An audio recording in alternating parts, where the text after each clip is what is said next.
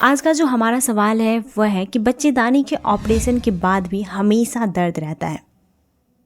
तो बच्चेदानी के ऑपरेशन होने के बाद हमेशा दर्द क्यों रहता है, इसका क्या कारण है और इससे हम कैसे निदान पा सकते हैं, कैसे कम कर सकते हैं, तो चलिए इस वीडियो में जानते हैं। देखिए, ये वीडियो बनाने का जो हमारा एक पर्पस है ना, ऐसे तो बहुत सारे कमेंट्स आते हैं, लेकिन कल रात में एक ऐसा कमेंट्स आया कि जो मतलब वो पति पत्नी मिल करके कमेंट्स कर रहे थे, मैं यहाँ पे मेंशन कर दूँगी, ठीक है, जो कि बहुत ज़्यादा मुझे हर्ट कर गया, ठीक है, मेरे दिल को छू गया। तो मैंने सोचा कि इस पर एक क्यों ना नया वीडियो बना दिया जाए, ठीक है, क्योंकि ये बहुत दिनों से बहुत सारे कमेंट्स आ रहे थे, ठीक है। तो चलिए हम लोग सबसे पहले इनका जवाब जानते हैं, फिर आगे बात करते हैं, ठीक है। देखिए, जब हमारा बच्चेदानी का ऑपरेशन होता है ना, ये जो बच्चेदानी का ऑपरेशन है ना, ये कोई छोटा मोटा ऑपरेशन नहीं होता है, ये एक बड़ा सर्जिकल प्रोसीजर होता है, ठीक है। अगर इस बच्चेदानी में जो है टोटल एब्डोमेन हिस्टेक्टोमी होता है, यानी कि हिस्टेक्टोमी को ही बच्चेदानी का ऑपरेशन कहते हैं, ठीक है। तो अगर टोटल एब्डोमेन हिस्टेक्टोमी होता है, यानी कि ओवरीज वगैरह सारी चीज़ों को बच्चेदानी के साथ निकाल दिया जाता है, ठीक है, तो इसके बाद जो इश्यू होती है ना, वो सबसे ज़्यादा होती है महिलाओं के हार्मोनल इशू, ठीक है। तो हमारा जो हार्मोन होता है ना महिला का, एस्ट्रोजन और प्रोजेस्टेरोन हार्मोन, ठीक है, तो ये दोनों हार्मोन जो है ना उत्पादन होना, बॉडी उसको बनाना जो है बंद कर देती है, कम कर देती है, उसका निर्माण कम हो जाता है, ठीक है, जिसकी वजह से बहुत सारे कॉम्प्लिकेशंस होते हैं, जिसमें से है आपकी हड्डियों का कमज़ोर होना, ठीक है, आपकी मूड स्विंग होना, डिप्रेशन में जाना, और भी बहुत सारे कारण हैं, ठीक है।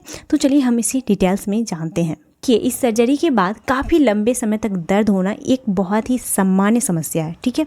ये लगभग सभी महिलाओं को होता ही होता है, ठीक है। काफ़ी लंबे समय तक अगर आपको दर्द हो रहा है तो आप इससे घबराएं नहीं, ठीक है। इसके कई कारण होते हैं कि कई बार जो है सर्जरी के दौरान आपकी जो नसें हैं वो भी प्रभावित होती है, जिसकी वजह से आपके जो पेल्विक फ्लोर है, यानी कि आगे के जो हिस्से है या फिर कमर है, ठीक है, उसमें काफ़ी ज़्यादा पेन रह सकता है लंबे समय तक, क्योंकि जो नस होते हैं ना उसे हीलिंग में जो है काफ़ी ज़्यादा टाइम लगता है, वो लंबा समय हीलिंग में लगाता है, ठीक है। इसकी वजह से आपको लंबे समय तक जो है पेन रह सकता है। देखिए, साथ ही कई बार जो है इन्फेक्शन या फिर इन्फ्लामेशन होना ये बहुत ही कॉमन है।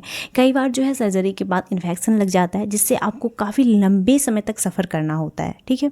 तो उसके बाद भी ये सारे कॉम्प्लिकेशन हो सकते हैं, आपको बहुत ज़्यादा दर्द महसूस हो सकता है। लेकिन जो ध्यान देने वाली बात है वो ये है कि अगर बहुत ज़्यादा लंबे समय तक आपको दर्द हो रहा है, ठीक है, साथ में जो है जहाँ आपका ऑपरेशन हुआ है वहाँ पे रेडनेस हो गया है और उसके साथ आपको बुखार भी रेगुलर आता है, तो अगर इस तरह की कंडीशन है तो ऐसे कंडीशन में आपको तुरंत डॉक्टर से मिलना चाहिए। और जो एक कारण होता है वो होता है स्कार टिश्यू। देखिए, जब सर्जरी के बाद टिश्यू हील करते हैं तो उसे स्कार टिश्यू कहते हैं, ठीक है।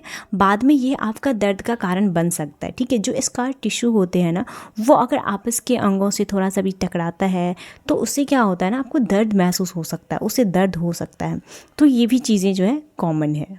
देखिए, अभी जो मैंने आपको बताया कुछ कारण जो आपके बच्चेदानी के ऑपरेशन के बाद जो आपको लंबे समय तक दर्द रह रहा है या फिर रहता है, उसके जो अभी मैंने आपके कुछ कारण बताए, ठीक है।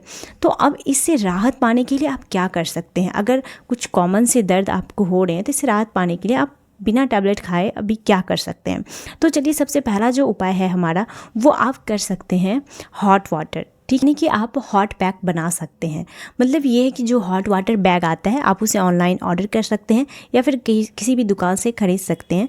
तो उस हॉट वाटर बैग में आप गर्म पानी को भर करके, ठीक है, उससे आप जो है सेक ले सकते हैं। जैसे आप अपने कमर के पिछले हिस्से में सेक ले सकते हैं, आगे जो आपका पेल्विक एरिया है, कमर के नीचे वाले एरिया है, आप वहाँ पर सेक ले सकते हैं। तो इससे जो है काफ़ी ज़्यादा आराम मिलेगा, क्योंकि इससे जो आपका जो ब्लड फ्लो है ना वो बढ़ेगा, ठीक, और आपका जो इन्फ्लामेशन वगैरह होगा ना वो भी थोड़ा सा कम होगा।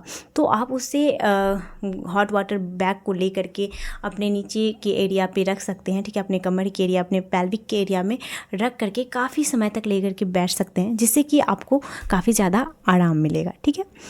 तो चलिए हम दूसरे उपाय की बात करते हैं। तो उसमें आप थोड़ी बहुत स्टिचिंग कर सकते हैं, योगा कर सकते हैं, ठीक है। लेकिन इसमें जो ध्यान रखने वाली बात है ना वो ये है कि आप जिनको पता है योगा रिलैक्सेशन के बारे में, ठीक है, muscles relaxation, yoga stitching relaxation होता है, ठीक है, उन चीज़ों के बारे में जिन्हें पता है, जो प्रोफेशनल्स हैं, ठीक है, आप उनसे जा कर के ये चीज़ें करवाएं, तो आपको काफ़ी ज़्यादा आपके मसल्स को रिलैक्स मिलेगा। ठीक है, आपके कमर का जो पेन है उसमें रिलैक्स मिलेगा, आपके हाथ पैर के पेन में जो है काफ़ी ज़्यादा रिलैक्स मिलेगा। और जो तीसरा उपाय आप कर सकते हैं वो होता है आपका मेडिटेशन या फिर डीप ब्रीदिंग। ठीक है, अचानक से अगर आपको बहुत ज़्यादा दर्द महसूस हो रहा है तो उस टाइम पे अपने आप को भटकाने के लिए आप ये चीज़ें कर सकते हैं, डीप ब्रीदिंग कर सकते हैं या फिर मेडिटेशन कर सकते हैं। यानी तो देखिए सबसे ज़्यादा जो बेस्ट चीज़ होता है ना वो होता है योगा। जो मतलब प्रोफेशनल्स हैं, जो जिन्हें आता है रिलैक्सेशन करवाने के लिए, ठीक है, ऐसे योगा क्लासेस सब ज्वाइन कर सकते हैं। कम से कम एक बार तो ज़रूर दिन में कर सकते हैं, सुबह के टाइम, या फिर अगर आपके पास टाइम नहीं है तो आप इवनिंग के टाइम में कर सकते हैं।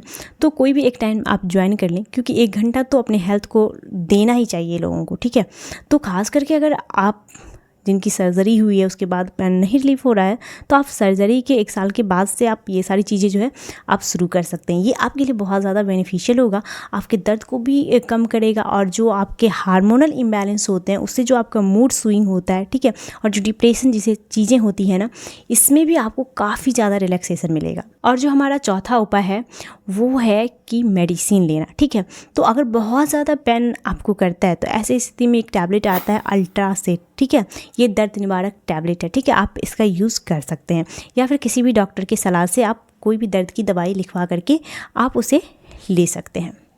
तो इसी के साथ आज की हमारी ये वीडियो कैसी लगी आपको कमेंट्स बॉक्स में कमेंट्स ज़रूर करें। आई होप कि जिन लोगों ने मेरे उन सारे वीडियो पे कमेंट्स किया है उन्हें सारे सवालों का जवाब मिल गया होगा। अगर नहीं मिला है तो आप फिर कमेंट्स बॉक्स में कमेंट्स कर सकते हैं, फिर मैं उस पर नई वीडियो बनाऊँगी या फिर आपको रिप्लाई करूँगी। इसी के साथ इस वीडियो को हम यहीं पर समाप्त करते हैं। मिलते हैं दूसरे वीडियो में दूसरे टॉपिक के साथ। तब तक आप अपना ख्याल रखें और स्वस्थ रहें। स्वस्थ भारत समृद्ध भारत, एक कदम स्वास्थ्य की ओर। आपकी प्रॉब्लम और समस्या के लिए हम हैं, इसलिए कमेंट ज़रूर करें। आपकी सारी समस्या और प्रॉब्लम और सवाल का जवाब देने के लिए मैं हूँ। आप चाहे तो पर्सनल डीएम भी हमारे इंस्टा पे कर सकते हैं अगर कोई भी सजेशन लेना हो तो। मैं अपनी आईडी डिस्क्रिप्शन में मेंशन कर दूँगी या फिर साइड में। Thank you, bye bye.